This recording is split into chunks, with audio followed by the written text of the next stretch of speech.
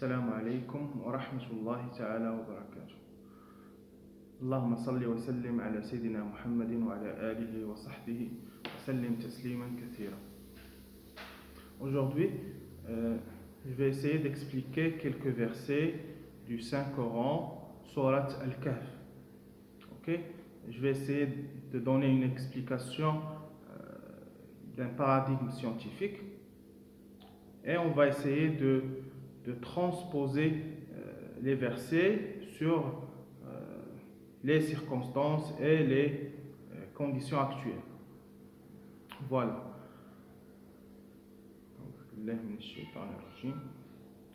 واضرب لهم مثل الرجلين جعلنا لأحدهما جنتين من أعناب وحففناهما بنخل وجعلنا بينهما زرعا. واضرب لهم مثل الرجلين.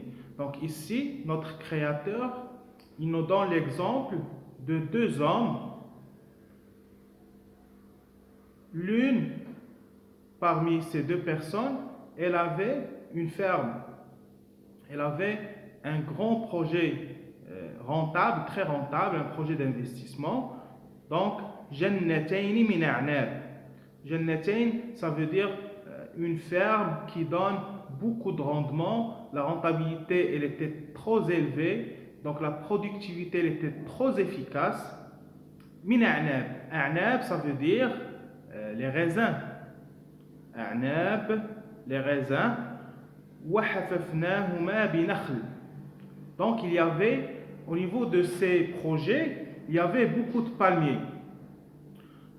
Les palmiers, dans les dates bien sûr, les dates jusqu'à aujourd'hui, on n'arrive pas à faire la modification génétique. Parce que, comme vous savez, la modification génétique ou bien les OGM, les organismes génétiquement modifiés, donc les spécialistes, ils vont modifier les gènes pour plus de productivité, donc c'est pour plus d'offres de masse.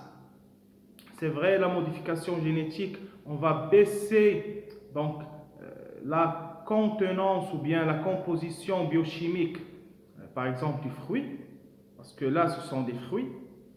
Donc la composition biochimique, ça veut dire la concentration en sucre, la concentration en protéines, la concentration en lipides, la concentration en vitamines.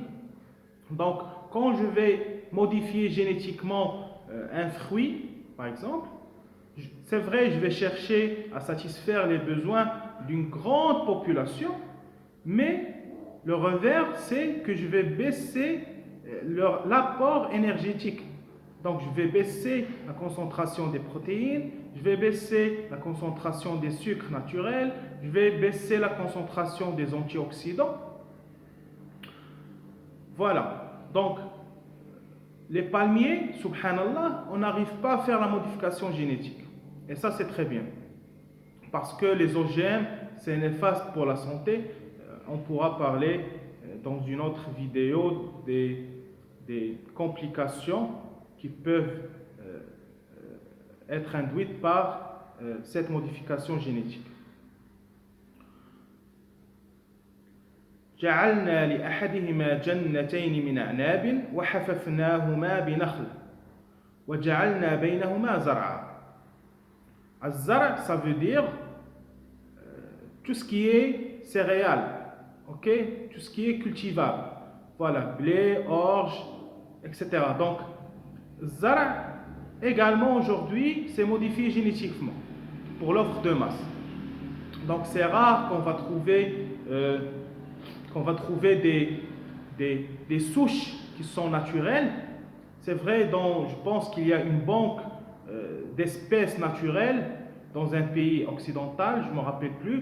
Donc, pour avoir une souche naturelle, donc il faut chercher les petites fermes, donc les petites exploitations qui donnent peu de rendement. Parce que les céréales, par exemple, qui ne sont pas modifiées génétiquement, l'offre, donc la production, elle est très normale.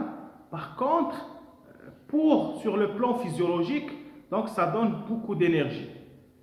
Contrairement aux souches qui sont génétiquement modifiées, c'est vrai, ça donne beaucoup de rendement.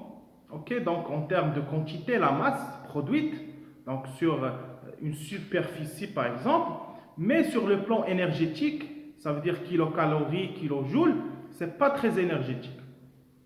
Donc voilà. Donc ici, notre créateur, Allah Azza wa Jal, nous donne l'exemple de deux personnes. L'une de ces deux personnes, elle avait une grande exploitation. Donc il y avait un peu de tout, il y avait du raisin, il y avait des palmiers et des céréales. Ok? Voilà. كلتا الجنتين آتت أكلها. كلتا الجنتين آتت أكلها. أكلها, ça veut dire le rendement, la rentabilité ou bien la productivité. كلتا الجنتين آتت أكلها. Donc les deux fermes ont donné une grande productivité. Là, pour la productivité, donc ce qu'il faut, c'est la terre, le capital humain, donc la force humaine, donc la force musculaire, donc le travail humain, également l'eau. Donc à l'époque, je ne sais pas, est-ce qu'il s'agissait de la pluie ou bien des puits. Voilà, donc la rentabilité en termes financiers, c'est que ce que j'investis par rapport à ce que je gagne, le gain c'est plus proportionnel. Voilà, donc ici, كلتا الجنتين آتت أكلها ولم تظلم منه شيئا. لم تظلم منه شيئا. Ça veut dire ce qu'il a investi par rapport à ce qu'il a gagné. Donc le gain c'est là et l'investissement c'est là. Donc il y a une grande différence entre l'investissement et le gain. Donc voilà, كلتا الجنتين آتت أكلها. أكلها, ça veut dire bon, sur le plan de rentabilité, c'est la productivité, les fruits. Ok? Juste pour information, les fruits sur le plan scientifique, ça comprend également les légumes. Donc quand je vais utiliser le mot fruit, ça veut dire le rendement. Donc même les légumes, je vais désigner les légumes par le mot fruit. Parce que sur la taxonomie scientifique, donc tout ce qui est cultivable, on dit que c'est un fruit. Ok? Classification taxonomique, c'est un fruit. Voilà. كلتا الجنتين آتت أكلها ولم تظلم منه شيئا. لم تظلم, ça veut dire normalement il doit être content le monsieur. Ok? وفجرنا خلالهما نهارا. Ça c'est très important.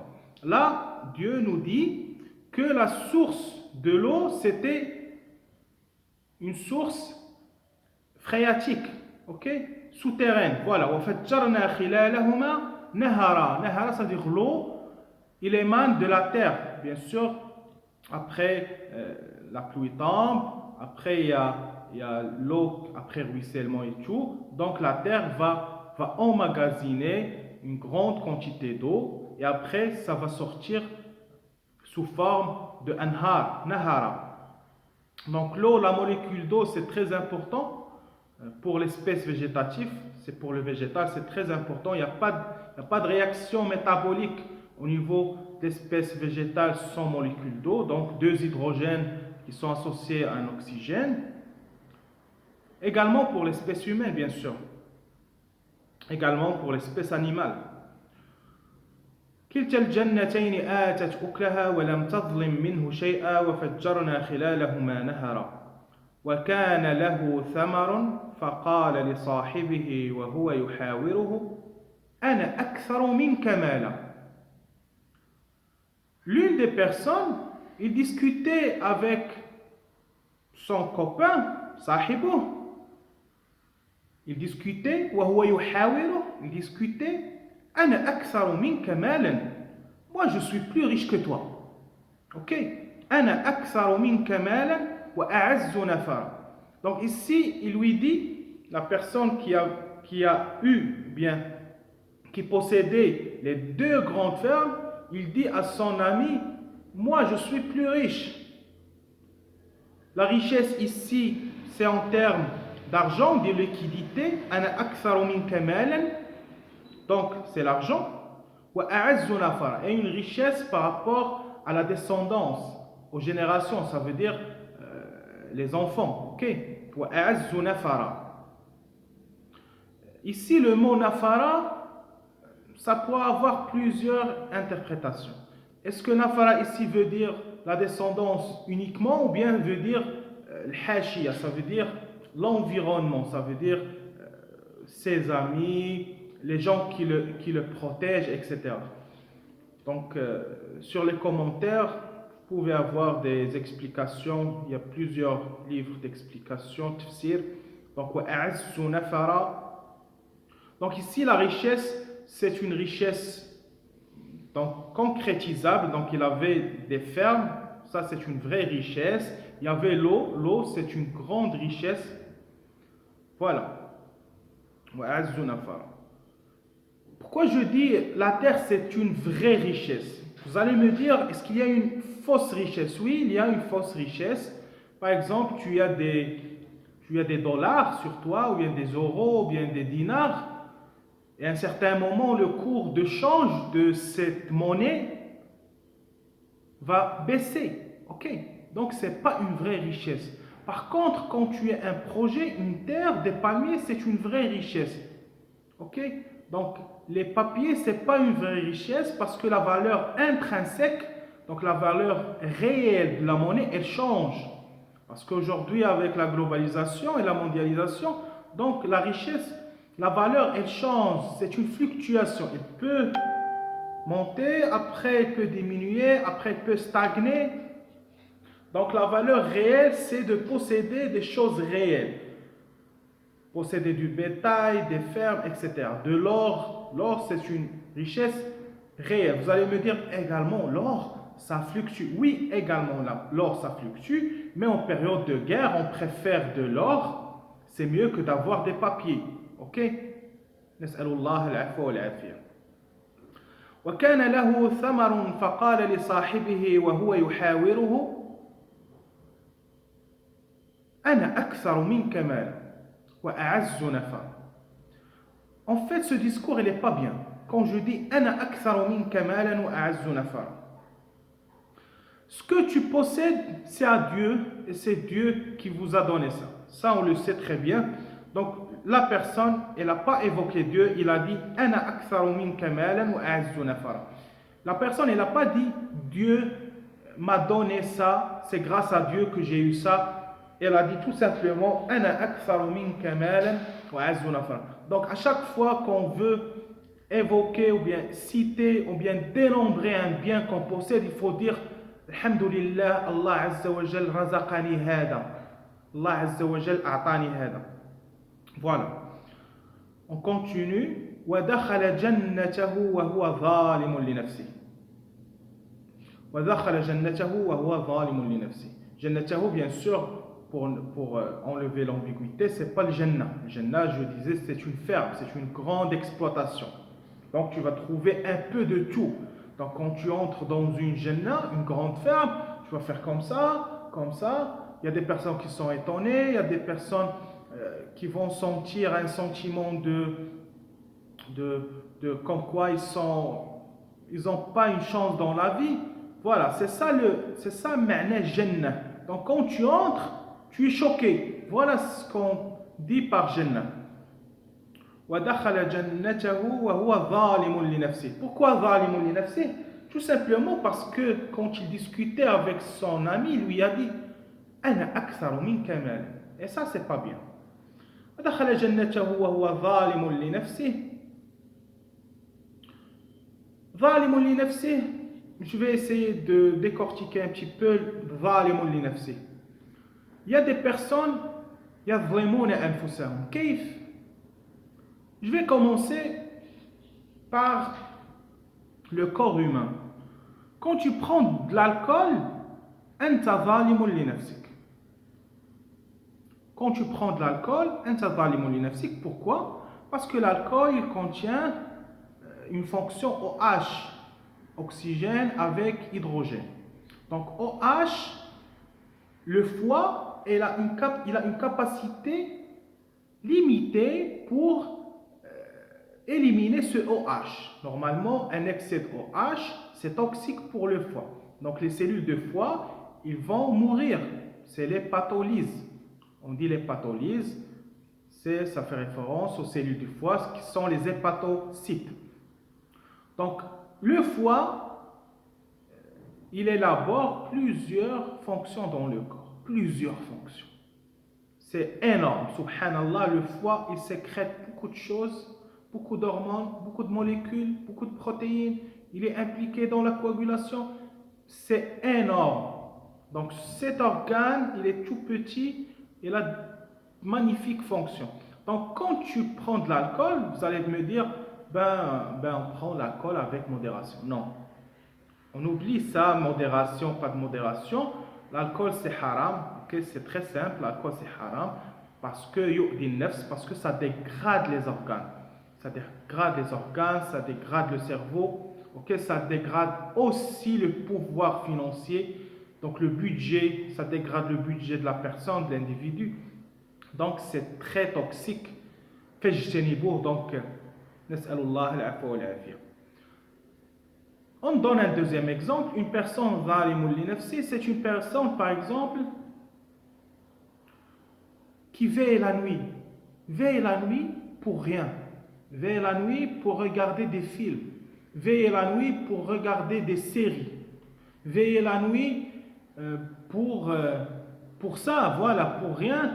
Pourquoi? Parce que au niveau du cerveau, il y a une glande qu'on appelle la glande pinéale. Écrivez sur YouTube la glande pinéale, vous allez lire des choses qui sont énormes. Donc cette glande pinéale, elle sécrète des hormones. Parmi ces hormones, c'est la mélatonine. Cette hormone, elle est responsable. Donc le rôle primordial de cette hormone, c'est de cleanse, c'est de nettoyer les cellules du cerveau, les neurones.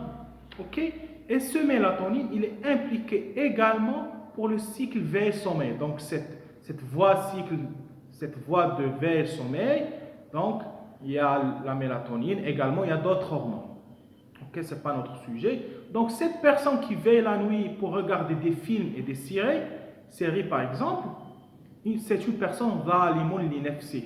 Donc on pourra donner plusieurs exemples des personnes ladhina yadhlimuna anfusahum. Donc celui qui prend des crédits bancaires, etc. Donc ce n'est pas le sujet, on peut développer ça après. وَدَخَلَ جَنَّتَهُ وَهُوَ ظَالِمٌ لِنَفْسِهِ.